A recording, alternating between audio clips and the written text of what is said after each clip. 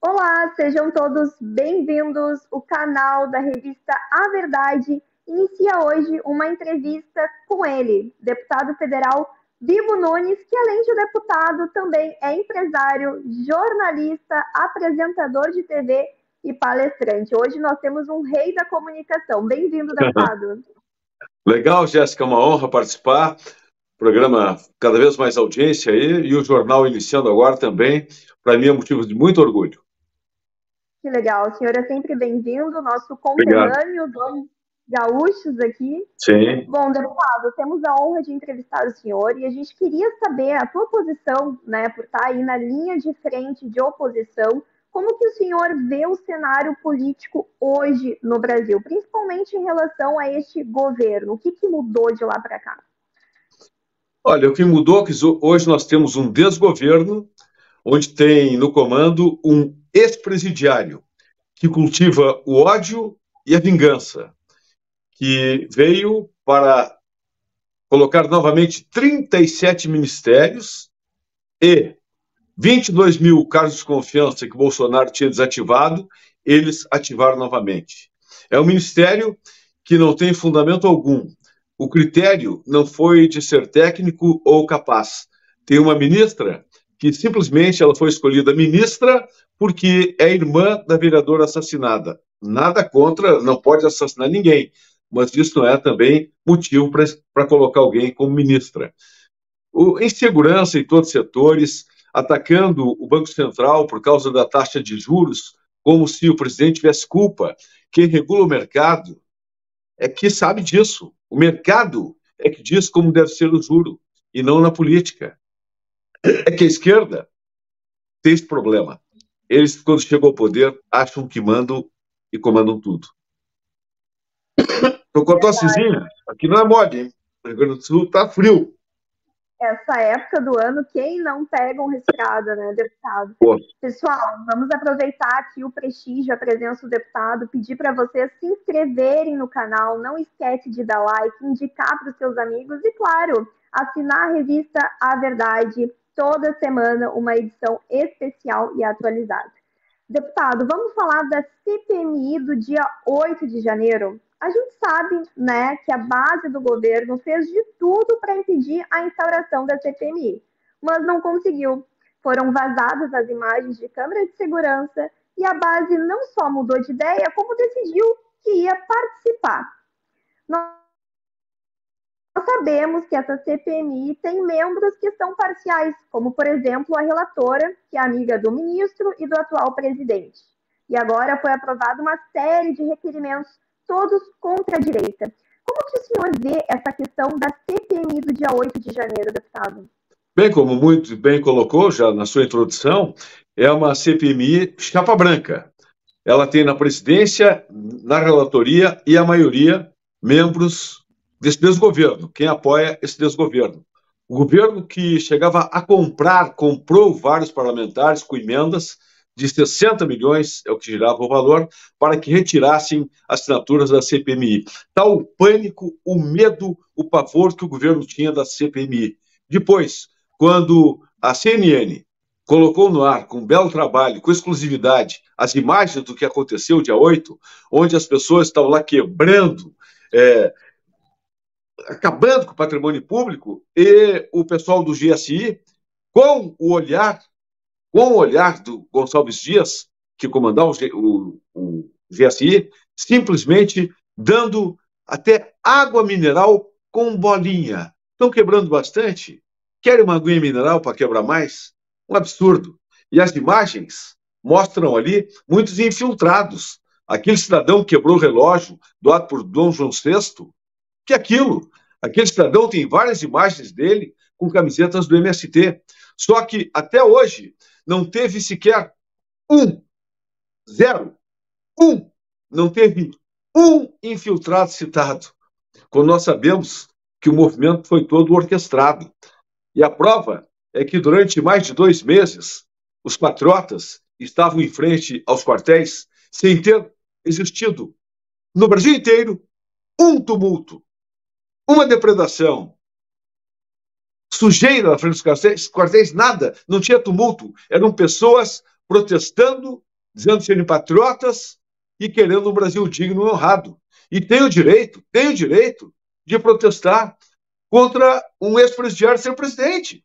Tá de presidente? Tá lá. O TSE colocou, tá lá, é o presidente. Mas eu tenho o direito de contestar. Porque eu me sinto mal em dizer por filho que o presidente do Brasil é um ex-presidiário, um descondenado que não foi absolvido de nenhum crime. Uma decisão canetaço, monocrático, fez com que tudo, depois de anos de julgamento, dizendo que a competência não era do Paraná. Que isso? Depois de anos, um absurdo, uma vergonha o que estamos vivendo na área da justiça nesse país, principalmente na área eleitoral. E aí eu cito François Guinaud, que diz o seguinte: quando a política invade o tribunal, a justiça foge pela janela. Esse é o Brasil que nós temos hoje. Verdade. O senhor tem uma frase que costuma dizer com frequência, que é a seguinte: quando os maus se calam, quando os bons se calam, os maus tomam conta. Sim, então, quando os bons ficam quietos, os maus tomam conta. Isso começou no programa meu de televisão, que eu criticava muito, e diziam, pô, deputado, o apresentador, critica, mas não entra. Aí eu tive que acabar disputando uma cadeira na Câmara Federal, foi por isso, pelo meu bordão. Quando os bons ficam quietos, os maus tomam conta. Mas não vão tomar, porque o bem sempre vence. Se o bem não vencer o mal, não tem sentido estarmos aqui. Qual é o sentido? De que adianta viver se não tivermos uma causa que justifique até morrer por ela? Temos que ter uma causa, um objetivo na vida para lutar. E a minha causa é o Brasil. Muito bem, que bom que nós temos representantes para defender ainda a liberdade. E falando em representantes, deputado, vamos comentar sobre a questão da oposição. A gente sabe que parte das pessoas estão desacreditadas na política pelas séries de ações deste desgoverno. E muitas vezes acham que a oposição não está conseguindo fazer muito. Mas a verdade é que em 5 meses de governo Lula, ele já teve 4 derrotas na Câmara. Nós estamos vendo uma oposição atuante. Nesse sentido, eu queria que o senhor comentasse não somente a questão da oposição como um todo, como ela tem trabalhado para evitar retrocessos. Olha, está falhando um pouquinho o áudio, mas eu vou dizer o seguinte: o governo tem na Câmara garantido 137 votos, o que é nada, é muito pouco para o governo. Mas o governo tem um grande poder, o poder das emendas. Num julgamento, ele colocou 1 bilhão e 700 milhões. É tanta votação que se faz, mas eu me lembro que era para nós vencermos de 2-1 e perdemos de 2-1. Deputados mudaram muito seus votos. E dizem o seguinte, eu falando com alguns deputados, né, daqui 1 ano e 2 todo mundo esquece e pega o dinheiro para emendas. Lembrando que o deputado hoje, na minha opinião, tem muito dinheiro na emenda impositiva. É o suficiente para fazer o melhor para o seu Estado, sem se vender para esse desgoverno aí. Porque o mensalão voltou. Estão comprando os parlamentares. E, infelizmente, tem muita gente que se vende. Tem alguns que tem, aqui, ó, o preço na manga do seu casaco. É lamentável, mas isso existe. Existe. A votação, dá para notar, próprio PL mesmo, nós aí indicamos, vota sim, aí tem outros que votam não, vota não, outros votam sim. É até normal que tenha um pouco, mas tem casos que se vê que não tem o porquê de mudar. E nós vamos pressionar agora quem não estiver dentro da linha Bolsonaro, da linha de quem é direita raiz. Vamos convidar a sair, e já estamos, inclusive, conversando com partidos de esquerda que aceitem os deputados, mandamos para eles e pegamos alguns que estão lá, que querem vir para o nosso lado. Porque, tenha certeza, se não vencemos ainda, é porque não chegou ao fim. Porque no fim, nós, a direita, as pessoas de bem, nós seremos os vencedores. Estamos com a razão. Nós somos guerreiros, e guerreiros lutam por uma causa, enquanto a esquerda é formada por mercenários, e mercenários lutam por dinheiro. É a causa, o sangue verde e amarelo na veia, contra os que lutam pelo saldo bancário, pelo dinheiro. E aí nós vamos vencer. Vamos vencer. O senhor está conseguindo me escutar bem agora? Sim. Sim. Certo. Deputado, vamos para a próxima pergunta. A questão da CPI das ONGs da Amazônia. ONGs da Amazônia. Sim. É que... Olha, está com ruído. É que tem tanta CPI, nunca vi tanta CPI. Estão criando CPI demais. E quando é demais, ela perde a credibilidade e perde a respeitabilidade. Tem muita CPI, muita. E o que diz o regimento são 5 máximo para tramitar ao mesmo tempo. Mas a todo momento surgindo CPIs. Agora, quanto à Amazônia, quando se vê uma Marina Silva falando em meio ambiente, são opiniões totalmente parciais. E há pouco vimos aí dados, no mês passado, coisa assim, que nunca tivemos tantas queimadas na Amazônia como temos agora. Só que no governo Bolsonaro, tudo era culpa de Bolsonaro. Esse ciclone que aconteceu no Rio Grande do Sul, com certeza, hoje, se estivesse Bolsonaro no poder, a culpa seria dele. Essas ONGs, como no caso dos indígenas, veja que os indígenas, eles têm 14%, 13,8% do território nacional. E a população é 0,4%. Eles queriam agora aumentar para 27,8% do território nacional de propriedade deles. São Paulo representa menos de 3%. Menos de 3% do território nacional. Tem 46 milhões de habitantes. Pode, indígena, que é brasileiro como nós, querer praticamente 1/3 do território para eles, tendo apenas 0,4% da população? Tem algo estranho aí, né? Muitas ONGs internacionais pegando nossas riquezas nessas terras Yanomamis e por aí afora. Não vai dar certo, vencemos, derrubamos o que o marco temporal queria fazer e continua as propriedades da Constituição de 1988. Porque o que tem de gente dizendo que é índio agora é impressionante.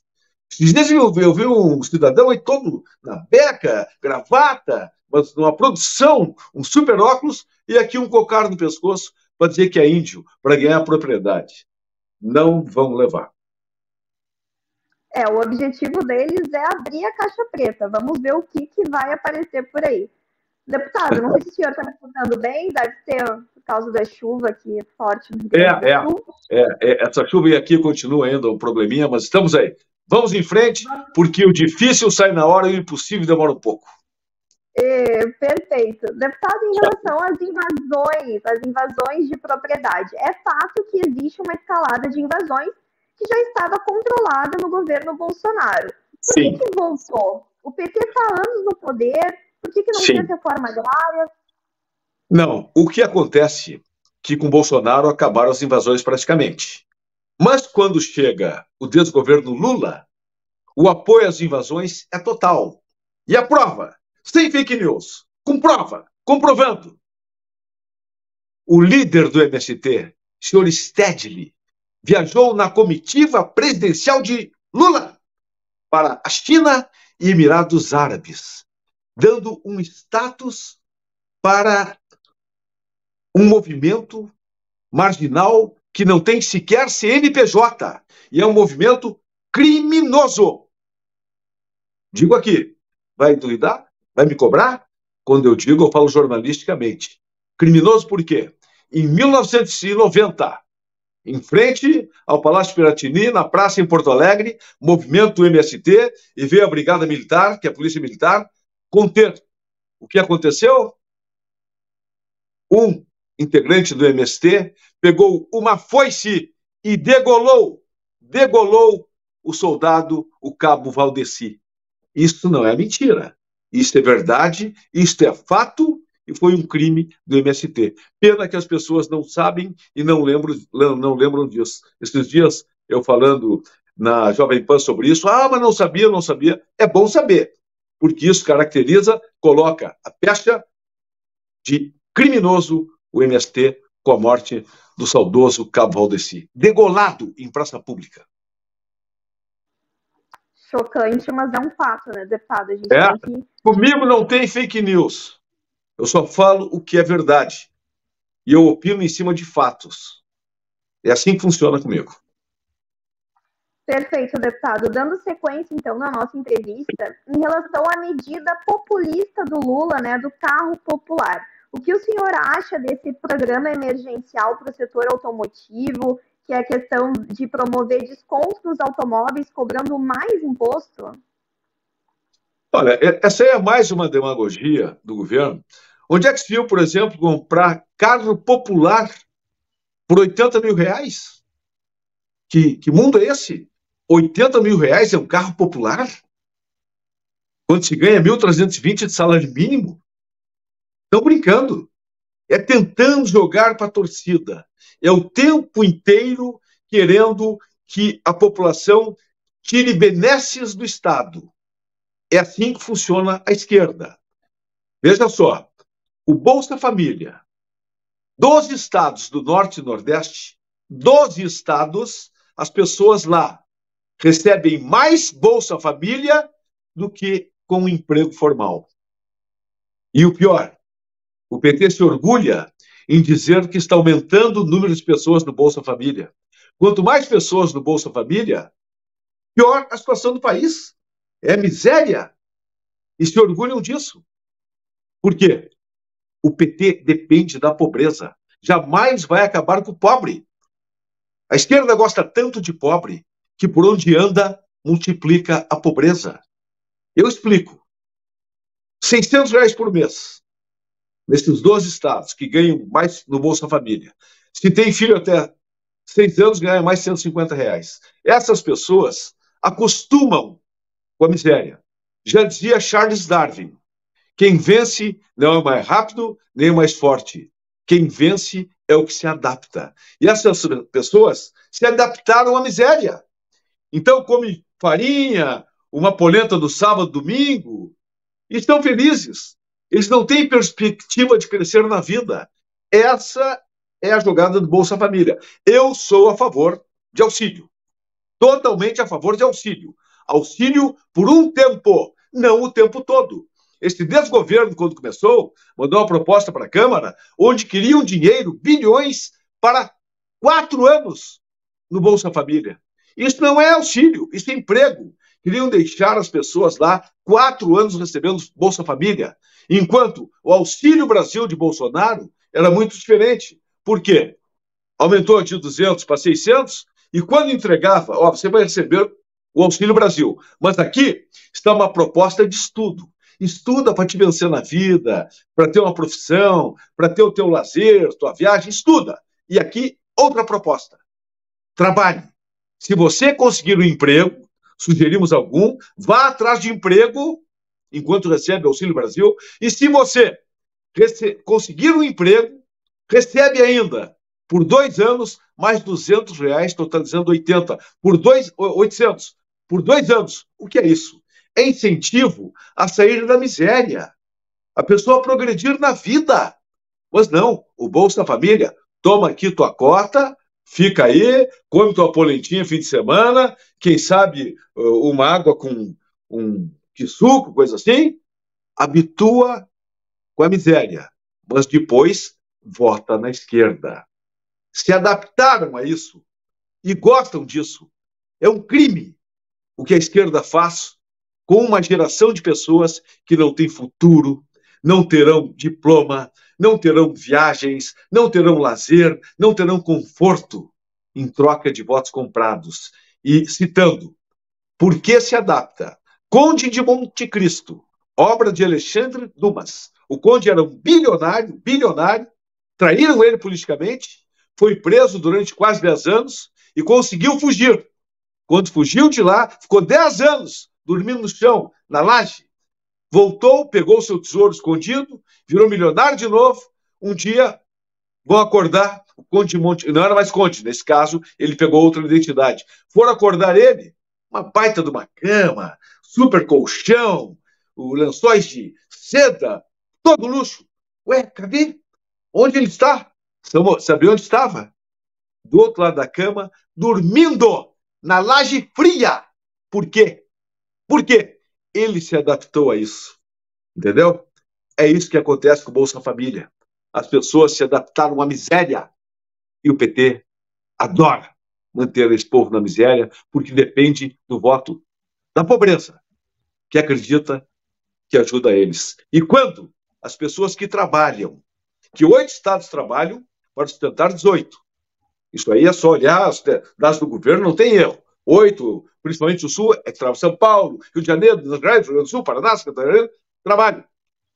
Eles mandam para o governo e recebem menos. Os outros ganham menos e recebem mais. E quando um cidadão que trabalha, que é empreendedor, vê que está trabalhando para sustentar quem não trabalha, dali a pouco começa a trabalhar menos. Menos impostos, menos recursos. E ele, estou trabalhando para sustentar aqueles lá que não fazem nada. Assim começa a ruína de um país. Quando as pessoas se dão conta que estão trabalhando para sustentar pessoas que não trabalham. E deixo bem claro, sou a favor de auxílio. Tem que auxiliar pessoas em necessidade. Mas por um tempo, não o tempo todo, como faz o PT. Excelente, né, deputada? E ainda tiveram a audácia de dizer que a picanha era só uma metáfora. Bom. Não, mas vamos... a picanha depois virou abóbora, né? Abóbora. Mas tinha que ser, mas para ser abóbora é que nem Cinderela, né? Tinha que ser à meia-noite também. Senão nem a abóbora aparece. Nem a abóbora. Vê que mundo estamos vivendo. Foro de São Paulo. Diziam que era uma teoria da conspiração, mas já tem data marcada. Agora, final de junho, vai acontecer em Brasília. Vai sim, de 29, Lula, de 29 a 2 agora em Brasília. Esse movimento começou em 1990, depois da queda do Muro de Berlim em 89. Não tinham mais o que fazer, a esquerda em pânico. E aí, estamos acabando? Vamos lá para a América do Sul. E aí pegaram, quem fundou o Foro de São Paulo foi um que estava no poder, Fidel Castro, junto com Lula. Os dois arquitetaram o Foro de São Paulo, que também se chama URSAL, União das Repúblicas Socialistas da América Latina. Qual é o objetivo? O grande objetivo, fazer com que a América Latina se torne uma grande nação comunista. E aí? Os países, ajudaram o outro. Mas o país mais rico é o Brasil. E o Brasil deu bilhões e bilhões para esses países, preterindo o nosso próprio Brasil. Eu cito o exemplo do Puerto de Mariel, em Cuba. Um outro exemplo clássico, em Caracas, um metrô de 1 bilhão e 200 milhões de dólares, dos mais modernos, que 2 anos depois a Venezuela declarou moratória, dizendo que não iria pagar. Mas todos sabiam que não ia pagar. Enquanto Porto Alegre, no governo Dilma, queria um metrô. Nós temos um de superfície, queríamos um metrô subterrâneo melhor. Dilma, queremos um metrô. Não tem dinheiro. E o dinheiro do BNDES indo para o exterior rodou pelo Foro de São Paulo, para valorizar o comunismo. E nós sem nada. Mas, presidente Dilma, não dá um grande, então um médio metrô? Não tem dinheiro. Um pequeno metrô? Não tem dinheiro. E dinheiro indo para o exterior. Quem sabe um micro metrô, então, para os gaúchos? Um micro? Não. Manda dinheiro para todos os comunistas. Manda lá para Moçambique, e dinheiro indo. E que não iria voltar. Aí chegou o momento. Mas quem sabe um nanometrô, só para dizer que tem alguma coisa, um nanometrô no Rio Grande do Sul? Não tem dinheiro. Mas para os comunistas, teve bastante. Teve muito. Esse é o Foro de São Paulo, que fará uma reunião aqui, onde vem de novo Maduro ao Brasil, que no Bolsonaro não permitia entrar, é um déspota, não pode entrar aqui, e vem aí da Nicarágua, Noriega. Veja as pessoas que virão ao Brasil nesse Foro de São Paulo, que é uma vergonha, e só um país como o Brasil, com esse desgoverno, para aceitar pessoas que representam o pior do comunismo, como é o caso do PCdoB, que idolatra Stalin. Stalin matou mais de 55 milhões de pessoas. Nesse Foro de São Paulo, certamente vão falar em liberdade, em democracia, até, quem sabe, começar com uma oração, porque o comunista não acredita em Deus, não acredita em Jesus, nada disso. E como é que as pessoas aceitam esse tipo de coisa? porque muitos recebem o Bolsa Brasil, o Bolsa Família. Eu não sou contra, auxilia por um tempo, não o tempo todo. Mas o Foro de São Paulo não tem como ir adiante, porque essa enganação, a maioria das pessoas esclarecidas que hoje tem no Brasil, que hoje as pessoas sabem mais o nome de ministros, nome de deputados, que nome de jogadores de futebol. Antigamente o Brasil era só futebol. Hoje a população está politizada, está cobrando. Então sabem que esse sistema é arcaico, não deu certo em lugar algum do mundo, são profetas do passado, comunistas com olhos na nuca, só olham para trás. Esses não servem. Perfeito, deputado. E eu não teria como não perguntar para o senhor, sendo um jornalista aí, uma pessoa com muitos anos de experiência na área, qual que é a tua opinião acerca da TV Lula? Né? Essas grandes emissoras que criticavam o Bolsonaro, apoiaram o Lula e agora não tem aí a concorrência. Não, aí é a divina decadência da vida política brasileira. Uma TV para um partido político. Não tem sentido algum. Eu sou vice-presidente da Comissão de Comunicação da Câmara Federal. Não tem como. Eles estão passando de todos os absurdos. Não tem fundamento legal. Os outros partidos iriam querer também. Não vai emplacar, não vai passar de jeito nenhum. Mas dá para ver que eles tentam a todo momento, ocupar mais espaço e derrubar o Brasil em todos os segmentos. Contra a família, contra a sociedade, contra as pessoas de bem. É o que fazem.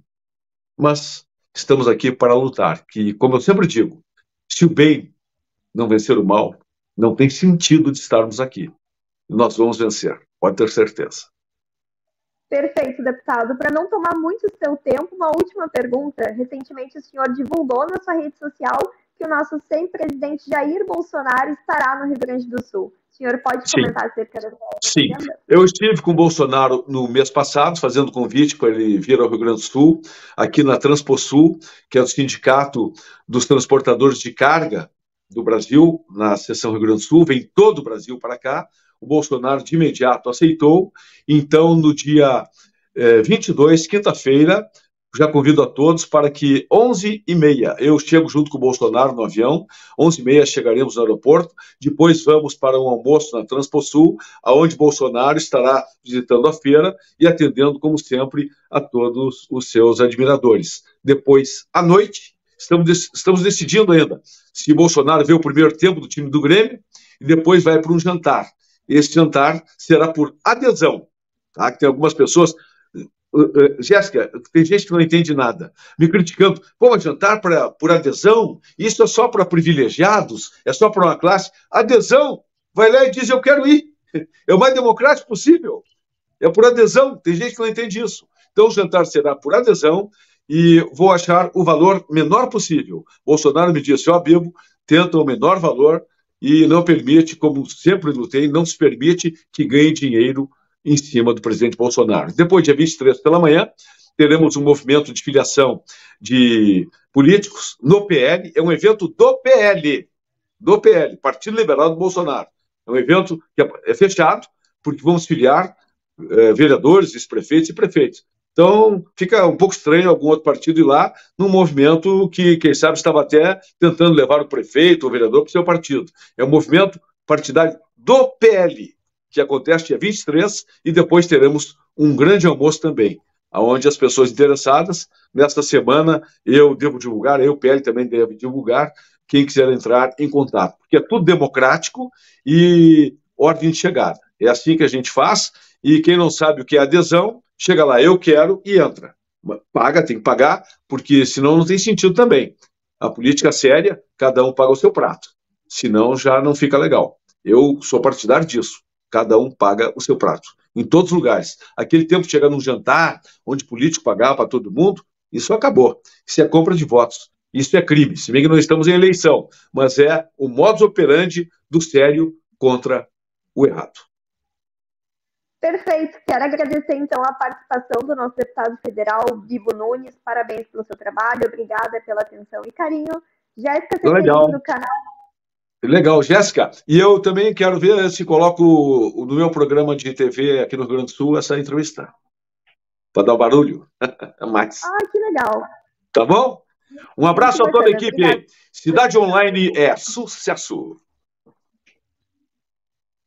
Perfeito. Jéssica Ceferini, do canal A Verdade do Jornal do Cidade Online.